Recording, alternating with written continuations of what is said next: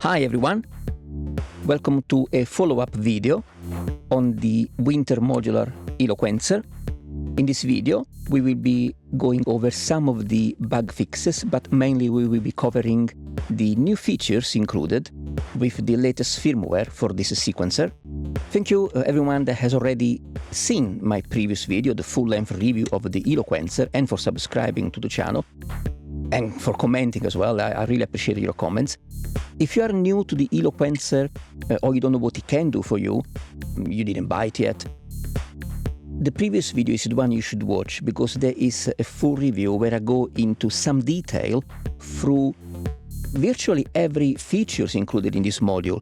In the description under the full-length review video, there is a clickable index, so you can watch it beginning to end. If you're totally new, they'll give you a good coverage of the module.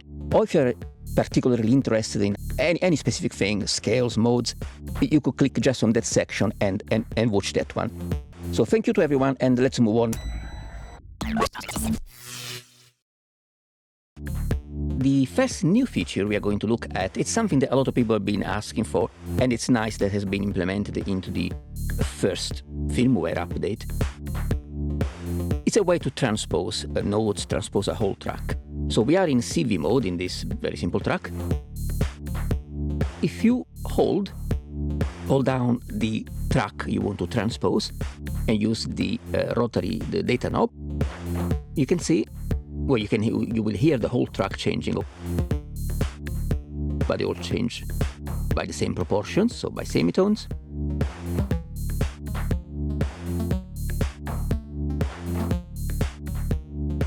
Okay. The other thing is the push and rotate size of adjustments for the rotary knob has been changed. Now, if you push and rotate, it's actually with each indented rotation, you go up 1 octave. So for a single note, this is F2, I push and rotate, F3, 4, 5, and so on. You know, you can go down as well. You can go down as well, of course. Now, the good thing is that you can combine these and transpose a whole track 1 octave at a time.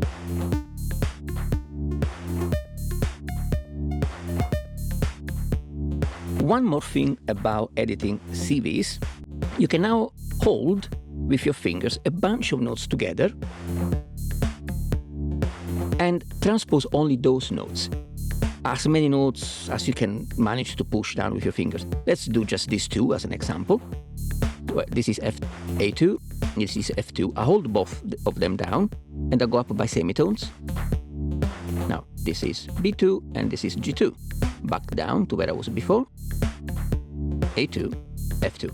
Or, let's switch them on, I can go up by octaves. Sorry. And so on. Well, okay.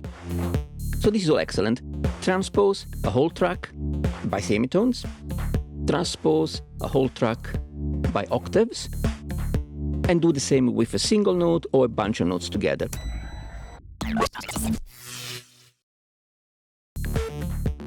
Another very welcome addition is the introduction of shortcuts to access some of the functions, 3 in particular. Now, you guys know from my previous video, I'm already very happy with the user interface. Everything is easy to access. But because of these 3 new shortcuts give you access to something that is quite handy in a quicker way during live play, yeah, I think it's pretty nice. The shortcuts are, you can hold function down and press any of the tracks to apply a fill to that track.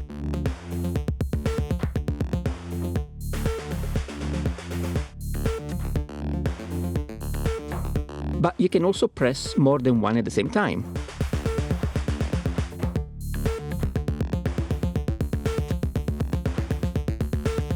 Okay, so that's pretty easy and pretty good. So you don't have to go into fill mode, then fill, apply the fill. You can do it while the pattern is playing. Another pretty good one is the ability to mute tracks with a shortcut instead having to enter mute mode. And there is Ratchet and function, you hold them, and then you can mute any track.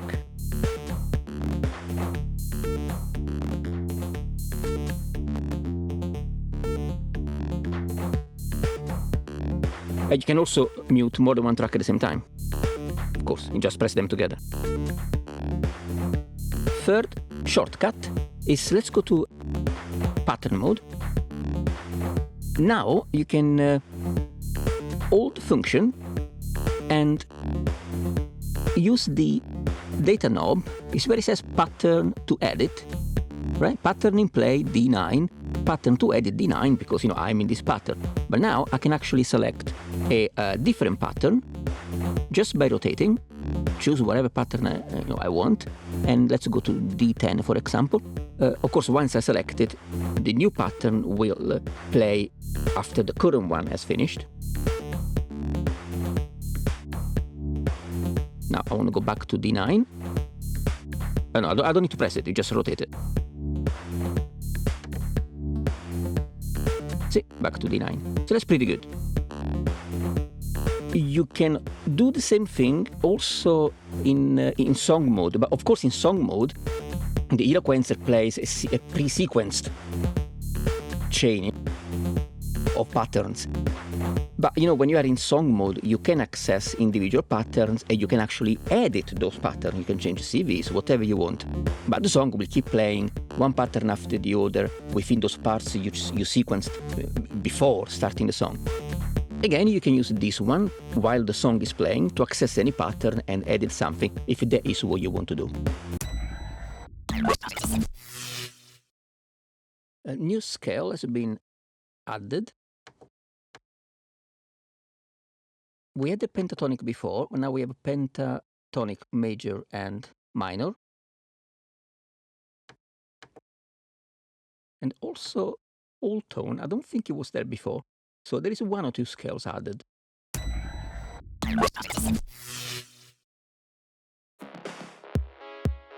And talking about scales, another excellent addition is the ability to assign a different scale and root for that scale to each individual pattern. So we are in pattern mode, and this is pattern D11, doesn't matter any pattern.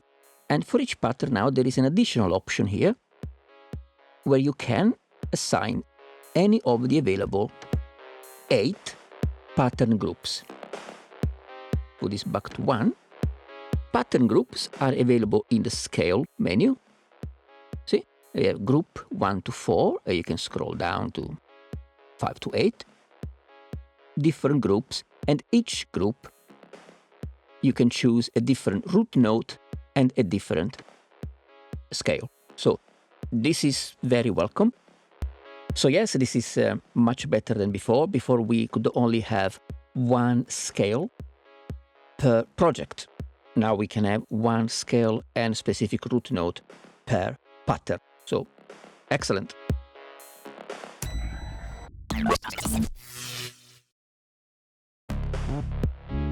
Another useful addition can be found in the auxiliary menu.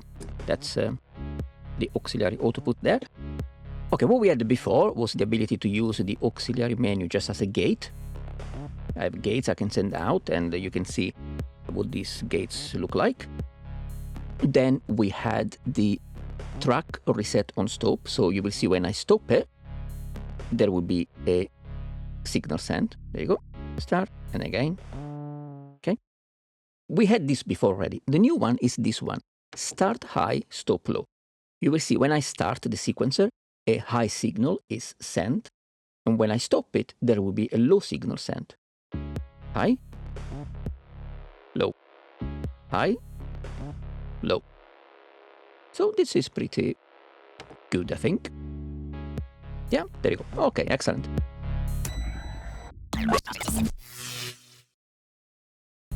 Another very welcome feature for a sequencer is the ability to tap tempo. Well, if you were in pattern mode, you simply access it in the tempo menu. There you go.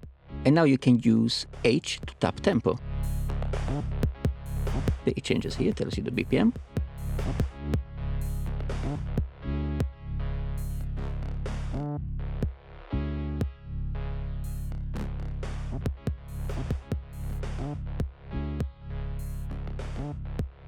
Anyway, there you go. With this new firmware, the ratcheting divisions are proportional to the track division step mode. So to show you this, we have some ratchet applied to the snare on the first step.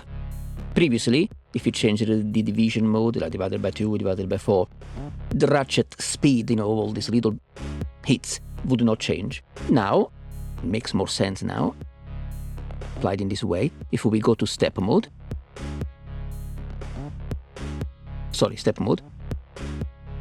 track B, right? Now if we go to division, we can hear the ratchet now. It's quite fast, okay? Now we go to division. So it's divided by 2, and it's proportionally following this division. Try 4.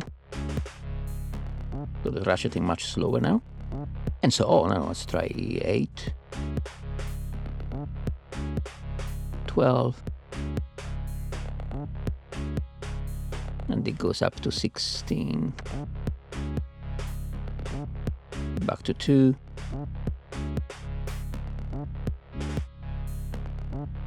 And back to the normal one, so you can hear a difference once again. Oh. Yeah, that's a normal one.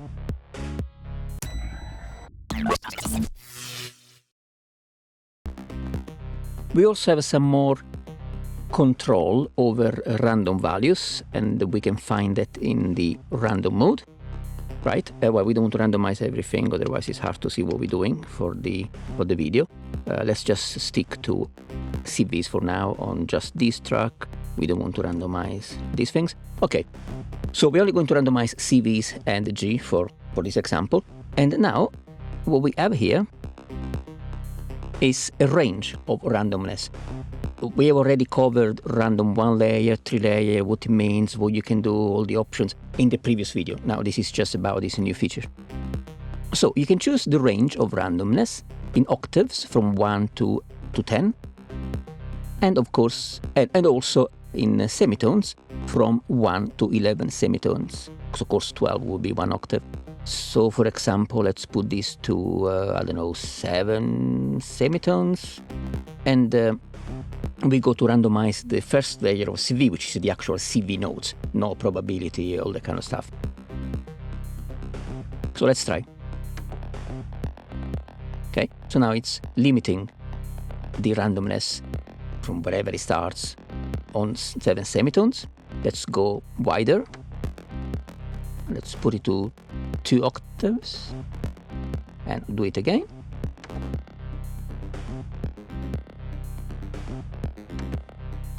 Go 4 octaves.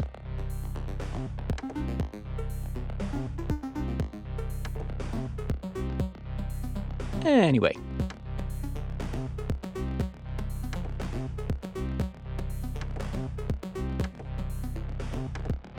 Okay, you get the idea. Okay.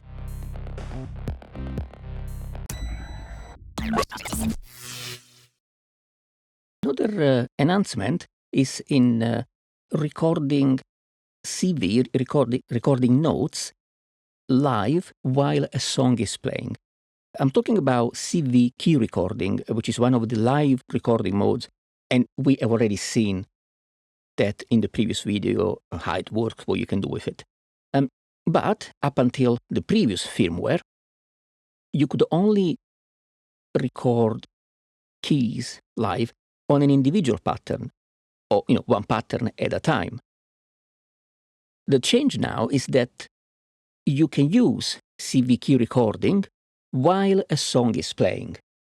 So if you have a song that is going through a number of patterns, pattern 1, pattern 2, pattern 3, of course, you make a song out of parts. So let's say you have a part that is 16 patterns long. While the song is playing those 16 different patterns, if they are different patterns, you could record a phrase, with another track, with an empty track, that spans across a number of tracks. So you can record longer musical phrases. So I have a really silly small sequence of 4 patterns just to have a song mode going. So really the song is playing one part, which is made of 4 patterns. So I'll play the song. Well, I started the song, so the song is playing. And I go to CV, I go to live recording mode. Well, CV key recording mode is already selected. Track F is empty. So if I play now over this, over the song, while the song goes through 4 patterns, I can play a melody that, if I want to, it can be 4 patterns long. And of course, if I keep, as the song loops over those 4 patterns, I can keep adding notes together with the loop. Let's put some notes down. I mean, this is not going to be a concert, of course.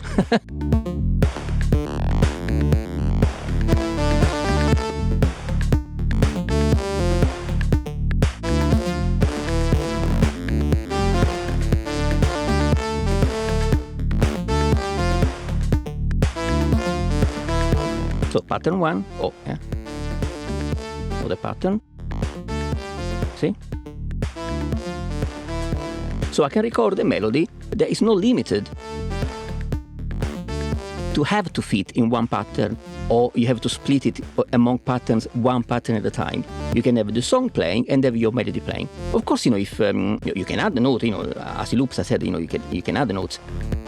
And if it's a little bit rough, you can always then go into CV, stop the song, go into CV in the pattern you want to fix something and have it there. But at least, you can lay down your musical idea roughly and then, make it perfect, editing one pattern at a time. It's pretty cool. I find this very useful when you have some musical idea in mind and you don't want to split it into small chunks and record one part at a time. Record the whole thing and then adjust whatever mistake is there. That's a nice one to have. Thank you.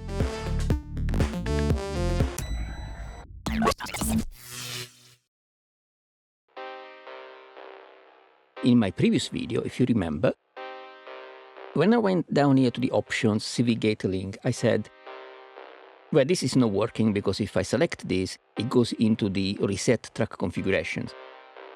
Apparently, it was simply displaying the wrong text, but it was going in the correct menu, I think, anyway, but it doesn't matter. Now it's fixed. So now if I select CV gate link, it goes into the CV gate link mode. Now, what is this all about? Let's go back to the pattern. In this pattern, I have on track E 3 voltages and gates. Okay, I have C3, C2, and C1. And on the data, you can see 3, 2, 1 volts. Okay, now by default, the CV on a step and the gate, they are linked. Indeed, if I go to gate, and I disable these gates, not only the gate stops, but the CV as well stops. It shows 1 because this was the last voltage triggered before I go rid of the gates. Now, let's switch the gates back on. Everything is back on. Now, if I go to Options, CV gate link, and I select it, I can disable the link between CV and gates on any of the tracks. We were on track E. There you go, track E. I disabled it. See? So now the CV is not following the gate and gate length anymore. So going back to CV, CVs are still there. And if I switch the gates off,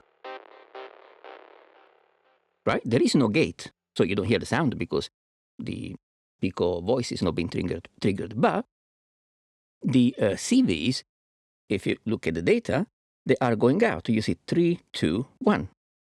3, 2, 1. So voltage is still going out, even if gates are not there. This is important where in the situations where you don't need gates, or gates needs to be on different steps or whatever. But you need the CV. So this better separation of the two type of values we can get out of the Eloquencer, which are, of course, on 2 separate outputs. Now, it's easier to just use a track purely for CVs. For example, to send the CV out into the CV input on a filter to control the filter cutoff, and you can program your sequence of CV voltages. So it's very useful. It's something that definitely it's going to help a lot of people. In terms of bug fixes, I will not be covering all of them. But there are some bug fixes that I will be showing, because probably they are the part of most common use of the unit. For example, this one, if I go into step mode, okay, it was not a bug, it was a mismatch more than anything else. These 8 tracks, which are called A, B, C, D to H on the front panel, previously they were named 1, 2, 3, 4 to 8. Now they actually match the name as is on the front panel. A fix that some of you may be interested in is in clock. If we go to clock output,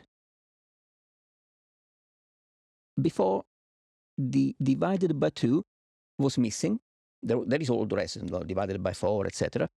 But now the divided by 2 is present.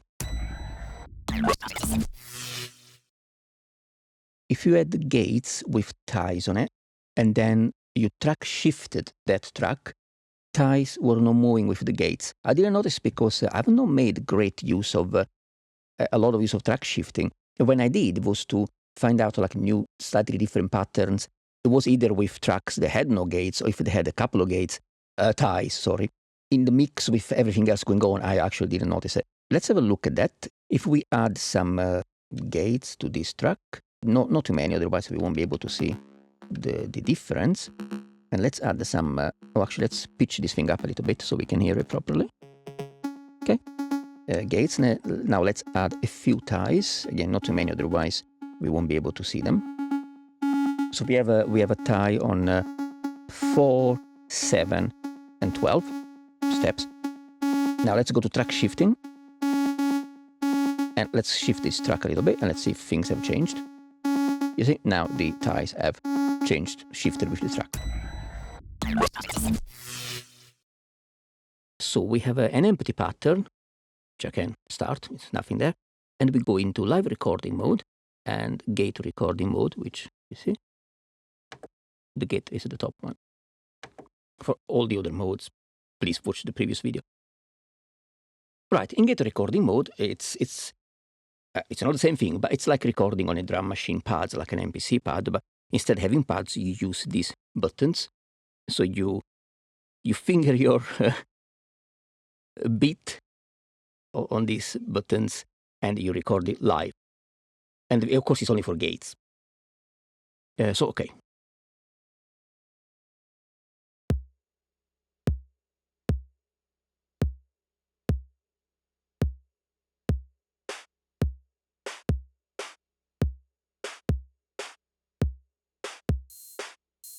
Now the hi-hats, they're not going to play because well, the CV needs to go to a higher pitch the way I have it set it. So I need to go into CV and push the hi-hats CV up, so they trigger the HH88 analog solutions hi-hats. Right, okay, so back into gate mode, right? Okay, so before, the problem we had before with the previous firmware is that you could not delete what you recorded, or you could partially. It was not working well, it was not a finished implementation of it. Now, if you hold, like, this is pretty bad, I don't like it, so I can hold, and it deletes that track. So it's there, you can use it, it works, you can record the note, and you can delete them.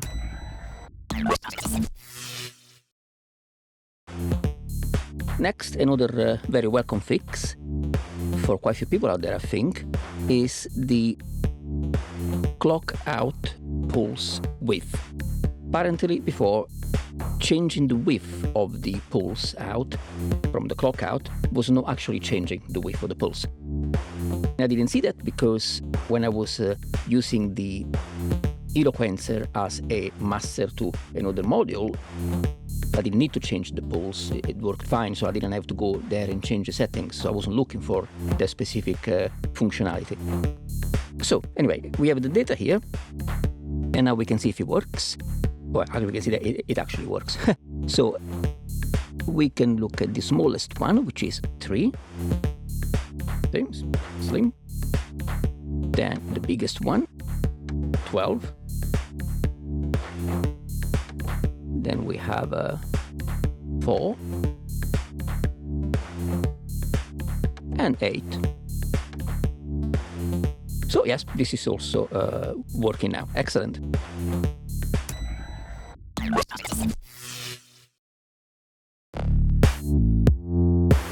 There are a few more bug fixes and little improvements that don't require a video to be made about them. I'll just mention a few of them. Now there is the possibility to tune, like a 1 volt per octave tuning, CV input 1 and CV input 2, so that they will recognize better, I guess, voltage that we send when we want to modify internal parameters. More about this again in the full-length review video, where I actually show how they work and so on, how the CV inputs work to modify parameters within your sequences. There is an easy procedure to tune these inputs. You connect output A to CV input 1, output E to CV input 2, but you need to be able to move the device because there is a switch at the back that you need to flick up, then down. Of course, be careful when you do that. Don't touch components, don't touch power, because yeah, this will be switched, will be on while you do that. Another little improvement is now when you switch the device on, it will start from a stopped state. Previously you switched on and it would just start playing whichever pattern was there from the night before, I guess.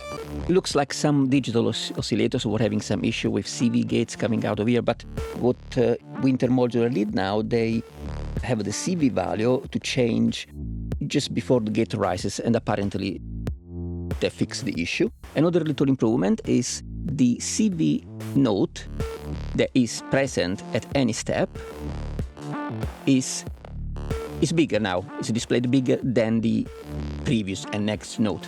So it's easier to identify even if you're not that close to the machine. Then there are other fixes and so on, but they don't require a video because they would be tedious to show on video, because they are about doing something, then entering a mode, then going into a function, then saving, then switching off, then switching on.